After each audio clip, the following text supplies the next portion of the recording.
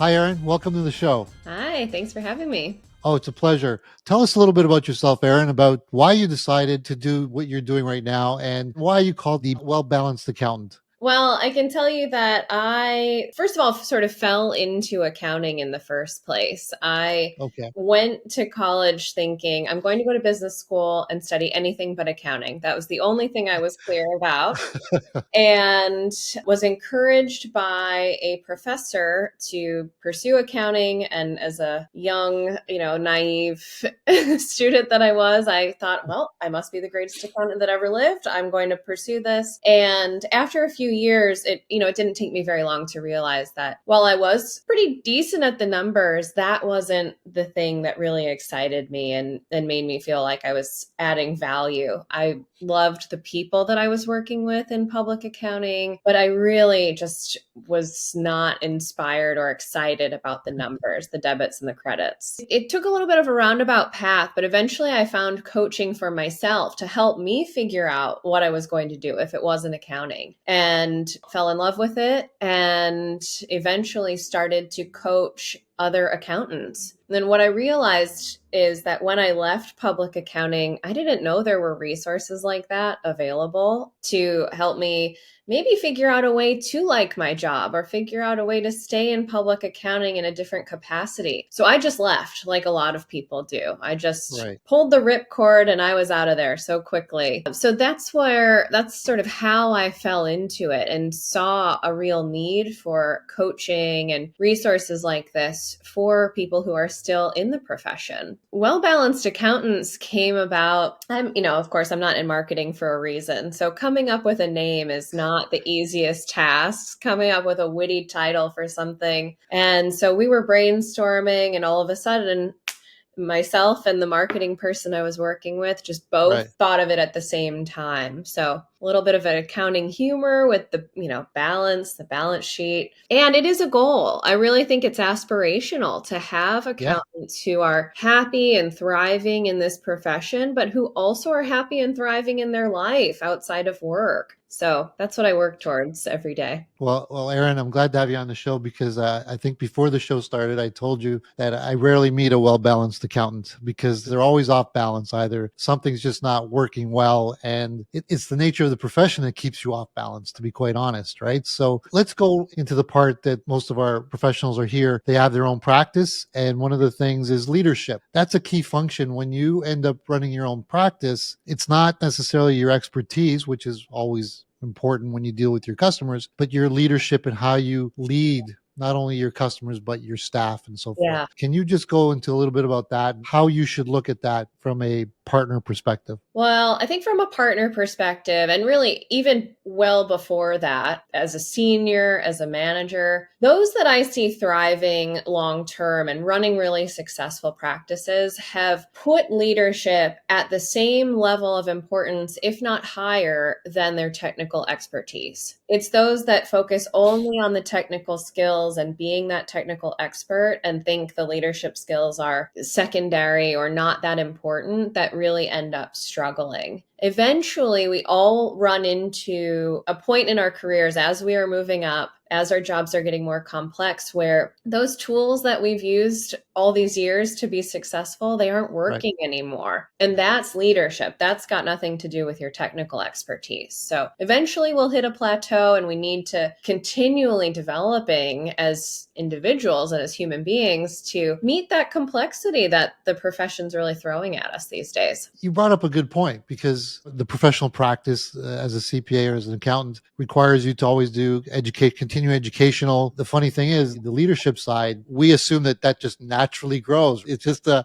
natural thing. You just become a leader. Can Mm. you highlight some of the things that people should do to focus or to redirect so that they're practicing? Because I think that's a skill too, right? Leadership is not just part of you, it's something that you can actually develop. 100%. I think you have to develop it. I think there are people that are natural born leaders, but Right. along the way, they were still taught different techniques and they built tools. I always talk about it like a toolkit. You have different tools that you can can call upon in different situations as needed. So I think it's critical that we're focusing on developing those skills. One of the things where a lot of leaders get stuck is in this reactive approach to leading. And that happens with clients, it happens with their team. Meaning, I'm just sort of waiting for the next emergency to happen. I respond to it, I feel great, I think things are going well, and then the next emergency comes. And you just get stuck in this cycle, which is exhausting, and you're not actually moving forward. You're not winning ever. You're just having these little micro wins, but overall, we're not making much progress. So one of the things that I think is most critical or just foundational to getting out of that cycle is pausing and taking intentional time to step away from the busyness, get away from your desk, and create a positive vision of what you want your firm to look like. What do you want those client relationships to look like? And if you've already created that vision, just representing yourself to that regularly so that we're working towards something and not just responding to the fire drill of the day. Let's actually talk a little bit about that, because I think you hit a good concept of what you want your customers to look like. Mm-hmm. What kind of questions would you want to ask yourself? Because we might want to have a certain vision, but what are the questions that we should be asking to help us define whether we're on track or not? First, I'm going to talk about the resistance. So the biggest resistance people come across before entering into a dialogue like that or an inquiry of themselves is, I can't narrow it down because I can serve anybody and I don't want to limit myself, because if I say I only work with real estate agents, what if a big fancy lawyer comes by and wants to hire me as their accountant and they feel limited? And what I encourage people to do is, from my own experience, is the more specific you can be, the better service you're going to be able to give to those clients. You're going to be able to work with more ideal clients because they'll self-select in. They'll feel like, yes, this is absolutely the CPA for me. So questions you should be asking yourself are, is there a specific industry you like to serve or you have unique expertise in? It can even be subtle things like how you feel when you're with them. Do they appreciate your service? Of course, you could think about business owners, company size, number of employees, if they require sales tax, right? But really allow yourself to think about, what are those services that you want to offer and are uniquely qualified to offer? And on the flip side of that, what are the things you don't want to do? And create a list. Just have that list of the ideal customer looks like this, and these are things I really am not interested in doing, which is perfectly fine. You can say no. You don't have to do all of those things. So that's a good place to start. Well, you hit the nail on the head when you said the resistance part. I don't know how many times in my career where I talk to professional accountants, it's I don't want to miss anything good. If I do this, then I might be missing something over here or over there. And the reality is the amount of things you miss over there is so minor compared to the focus that you put in. I think that's probably your biggest barrier when you're dealing with professionals, right? They get what you mean, right? Then they give you that resistance. What do you do? Because I think the technique that you've learned, people might be able to self-import, right? So what do you do to fight that resistance? Because that's a tough one to deal with. It is. I think it's important to recognize that saying yes to some of those customers, even if they're high paying, but they're not your ideal customer, they are going to eventually become the ones that you resent and are frustrated with. I also think it's a big red flag when they're willing to pay incredible amounts of money because they're probably a difficult client and they know it, and they're willing to pay anyway, right? So I think keeping that in mind as looking down the road and spoiling the surprise might be a cool, big, new, shiny, fancy client right now, and eventually you're going to become resentful of that. So what do? I encourage them to continue to look at what this practice could be like if you were only working with your ideal clients. Imagine what your life would look like. So, what we focus on expands. So if we're only focusing on all those clients or opportunities we might be missing, we're not going to do it. Then we're going to feel fearful. The entrepreneur in us wants to say yes to any sale opportunity. But we have to just become more diligent with ourselves and in some cases more rigid with ourselves, and to trust that if, even though I say no to this, new opportunities that are ideal and meant for me are right around the corner. It is really an exercise in trust, trusting yourself and staying accountable to yourself and sticking with it long enough to see it pay off, I think, is the most important part. Well, first of all, as soon as you said that, paint a picture. If it doesn't fit that picture, don't do it, because that picture is where you want to be, right? So I really like that. That was really cool. So keep the focus of what makes you happy. So if you could tie it in emotionally, then it probably might be easier to say no to that fancy accountant who might be a trouble customer, right? Yeah. Well, I can give you an example. So here's something to watch out for. So if you go and create this vision of your ideal customer and you say, Right. I want to focus on these types of businesses or these types of clients, and I want to stop offering these services. A former coach of mine used to say, as soon as you declare what you want, the universe is going to test you. So I did this in my own business. I put it out there that I wanted to start doing more large scale projects inside of organizations, not just working with one or two individuals, but working with the whole organization. And at the same time, I said, I need to stop offering these couple of services. I'm telling you, within a day or two, I got 5, 6 inquiries for those services that I said I wasn't going to do anymore. Yeah. And I was ready for it, though. I said, there's that test. I knew it was coming. So I can say, no, I can't offer those services in that way anymore. Here's maybe a different offering, or I can refer you out to someone else. So just know that that's likely to come. Be ready for it and hold true to what you say you want. So the power of no, you just mentioned it because it's one of my favorite things. When I developed my practice, my accounting practice way back, I was much younger back then. And one of the things that I learned early was basically only doing business with the customers that fit. And what was interesting is that if they didn't fit it, I just didn't do it. So I did less work, but then eventually I filled up with a lot of the ones that I liked to do. Mhm. Right. So the power of saying no was very valuable. Probably the hardest thing for professional accounting firms or people to say no to business that's coming through the door. That's the hardest thing to do. Right. So I love that. That's fantastic. But then there's the leadership with relationship to culture, to building the right team, Mhm. because at the end of the day, you could have the right team, but if you're not leading or properly managing that component, you're never going to get the optimal. In fact, you might actually get the worst out of the team. Mhm. Do you agree with that with regards to the leadership component? Absolutely. If you've been lucky enough to curate a really strong team, well, first of all, congratulations. That's Right. wonderful, right?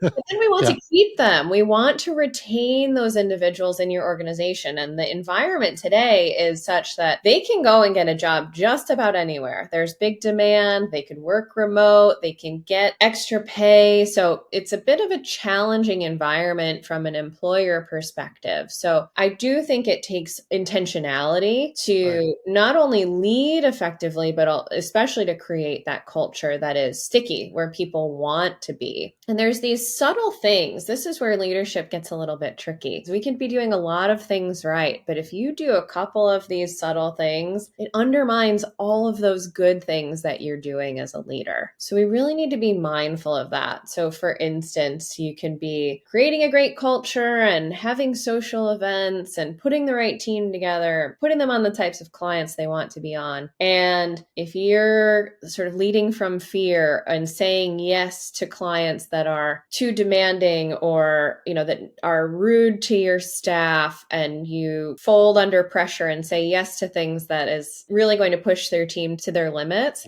other stuff doesn't matter anymore. It almost gets erased right away. So we have to be mindful of those little subtleties. Well, can we just keep going on that one component, which in my experience, because I've had to help, firms have lost key people because they put them on difficult customers. Just explain that a little more, because your staff is in the most disadvantaged position when it comes to a difficult customer because they don't have a lot of power here. So explain to me how relevant that is to making sure you keep your right right people. Yeah. There's what you do and there's how you do it. So if I'm Right. going around to my people and saying, I appreciate you, you're so important to us, you are key to our success as a firm. Right. That's great. That makes me feel great as your employee and I feel important. But then this client comes around who's mistreating me or mistreating my team, who's demanding, who throws people under the bus, who, at some of the worst cases I've heard of clients verbally berating staff Wow. that Yeah. have no control over what's going on, right? There's obviously a continuum of how awful some clients can be. And in that moment where you've told your team they're super important to you and they mean so much, and now we've got this issue where a paying client is not sort of upholding our standards of how we want to treat our people. Just imagine you handle it in a way where you stand up to that client and say, that is unacceptable. You will not treat our people that way. Here's what's expected, right? If you're going to be our client, here's what you're going to get from us, but here's what we need from you. Now, as your employee, I feel really cared for, right? You took the action to back up the words that you said, and they're not going to stand for that. And they're going to hopefully, as my firm owner, you're going to hold the line with that client and say, it's not acceptable. And the next time you're out, right? This is like Right. not a 3-strike policy. So that's the ideal way to handle it. But how it often goes is we talk to the client, we maybe tiptoe around that because we're afraid to lose the client or they're a high paying client or they're important, whatever. We justify it in a million different ways to ourselves. Right. And we let that client continue on. Well, that sends the message, you're important as long as you're billable,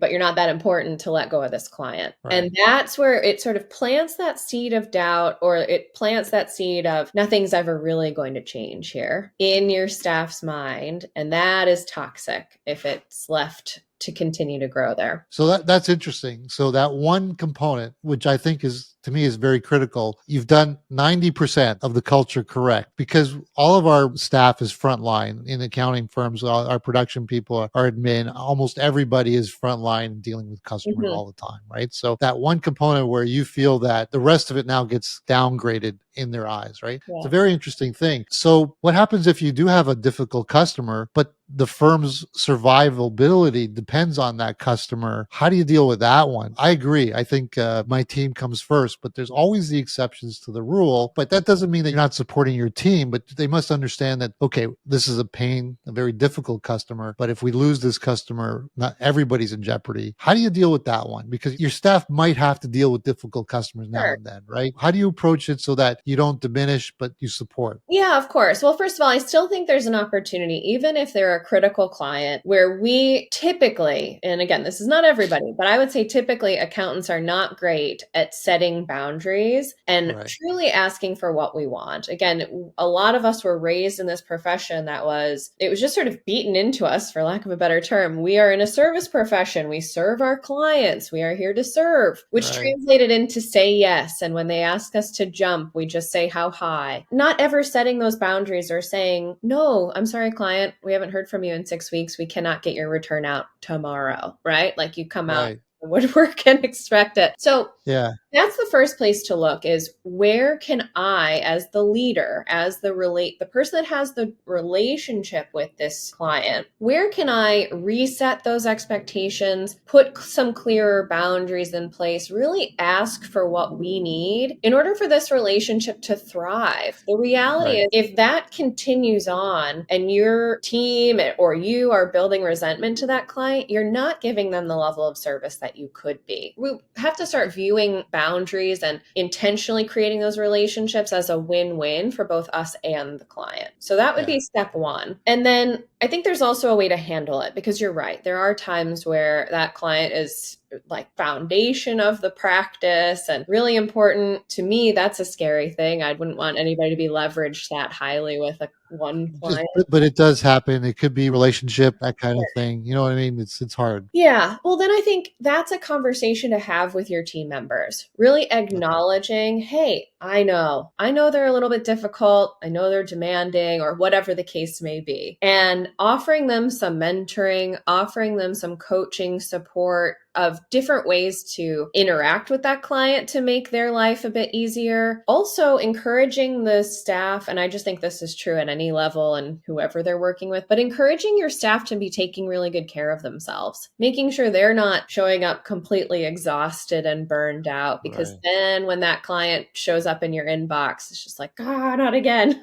right? Right. I get it. I think there's different things like that. We'd really want to acknowledge it. We can't pretend that they're not, a Yeah. difficult client. And again, that just makes your staff feel like there's something wrong with them, right? Am I the only one here suffering with this client? This is rough. So you just hit another one, which was very good, is how do you, as part of your leadership, to make sure that your team knows that it's okay to take personal time. It's okay. We want you to be as healthy as possible. What do you do to make sure that you can communicate that? Because that's a tough one. We all verbalize it. I'm going to be honest with you. Every leader verbalizes it. But how do we get the culture to make them feel comfortable in it? Because, during COVID, it's probably Mhm. the only time that being sick means you're not allowed to come into the office. Yeah. Because before COVID, you have to show a death certificate. I can't come in because it's either you or the hospital kind of thing. Mhm. So, how do we get that? Because that's really important to Mhm. get that feeling out. And how do we do that? You have to model it yourself. If we are telling people, take vacation, take a personal day, go to the gym at lunch, take good care of yourself, we really don't want you to burn out. Meanwhile, we're working 70, 80 hours a week and sending emails from our vacation and sending emails on the weekend. It's that same thing, what we do and then what our actions tell people. That happens all Interesting. the time, and it undermines what you said, because I start to get the message, well, actually what the expectation is that I'm working a lot and I'm responding on my vacations and I'm responding on the weekends. So Right. you have to model it yourself. You have to cut yourself off at a certain time. You've got to model the behavior that you want them to take on. Have you ever thought of implementing penalties for not taking care of yourself? You know how we always give bonuses for exceeding, but if Mm. we find that you don't take sick days, and you work after hours, what do you think about that idea? Well, I'll give you an example. I work with a firm Yeah. that has recently instituted, I don't think they call it mental health day. Maybe it is. I think they call it a mental health day. Right. And the rule is that if I have put in for a mental health day and you're my senior, if you reach out to me on my mental health day, you get in trouble, Okay. because we have to honor and respect that this person just needs a break, right? And so don't even send the emails. Don't reach out, because that sends the message, right? That, yeah, Yeah. we know you're working from home today, but you should still be responding and you don't really need a day off. So they Okay. have taken it that extra step to say that is a protected day. Leave them alone, right? That's really interesting. So protected. So holidays, if we do that with holidays, protected days, what happens if your staff ignores a protected day? They take a mental health day or they take a holiday and they're calling into the office. What do we do then? Because look, I've been there with overachievers that, Mhm. they're just burning themselves out and I can see Right. it. How do we help them not do it? Well, it's a really good coaching conversation to have, really understanding, what their relationship is with time off. A lot of times I've asked that question of a number of my clients who are all very high achievers, and, they likely grew up with a conversation at home that that's lazy, or that you should Right. need to take time off or something like that. I think just reflecting it, hey, you were supposed to be on vacation today. Why are you Right. calling into this call? We've got this. We'll update you tomorrow, or when you're back, we'll send you a recap of the meeting, but go enjoy your vacation, and really holding the line and letting them know that you can see, right? We're doing this not because we don't want you here, not because we're talking about you behind your back, but because we actually want you to go and take care of yourself, right? We really want you to be here for the long haul. I kind of like that, not talking behind your back. If someone's Yeah, worried about that, then we have a totally different issue. totally.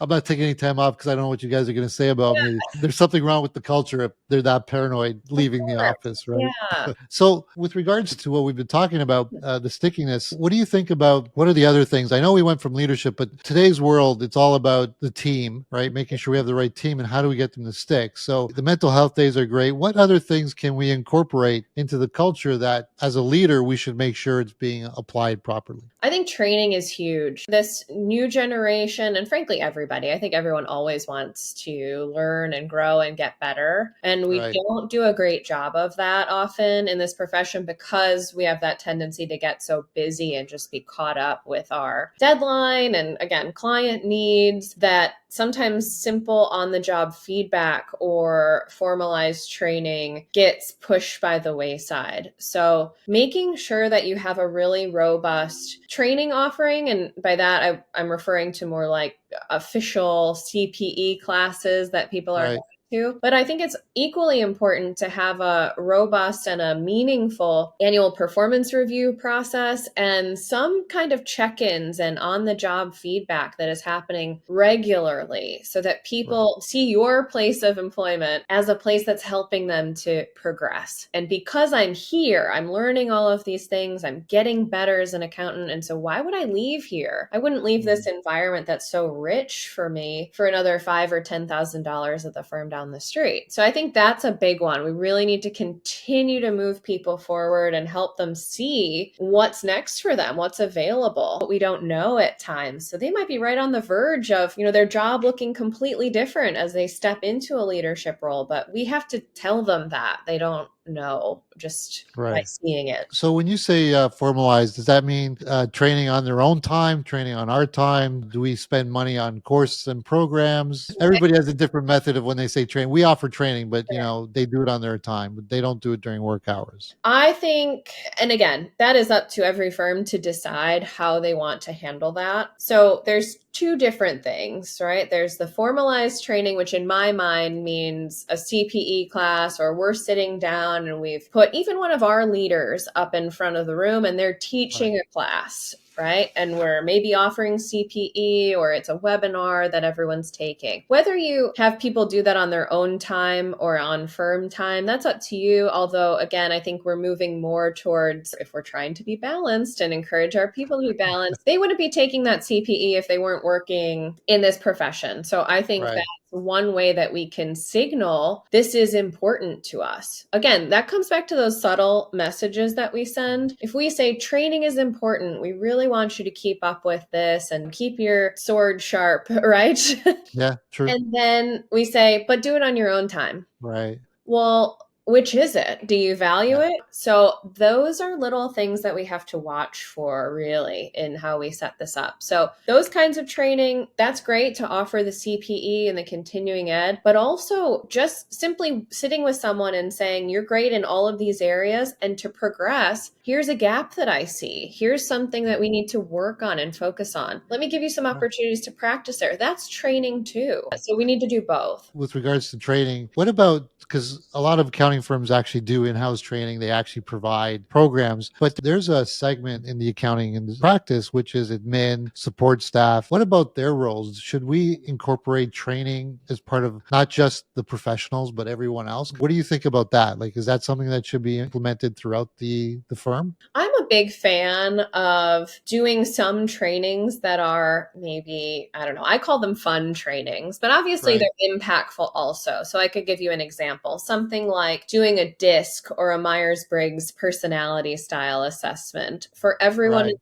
firm. It's Yeah. obviously not technical training, but we can learn a lot about ourselves and each other. And something like that is a great opportunity to bring in the admin and the support staff to really create a team environment, to create camaraderie, and to, allow them to continue their personal development. But also we may pick up on little subtleties about how we can better work together. So yes, I think it's important to find those opportunities that are relevant. Cool. That's great. Time has just flown by, Erin, to be quite honest. I think I only asked like 4 out of the 12 questions I had here. It was just great. I mean, the leadership information you gave us and the stickiness, I think that's great. The subtle ones really impacted me. And if someone wants to get a hold of you, Erin, or learn more about the fact that they could be 95% on board, but they missed 2 or 3 of the subtle ones, that changes that 95 to probably 0.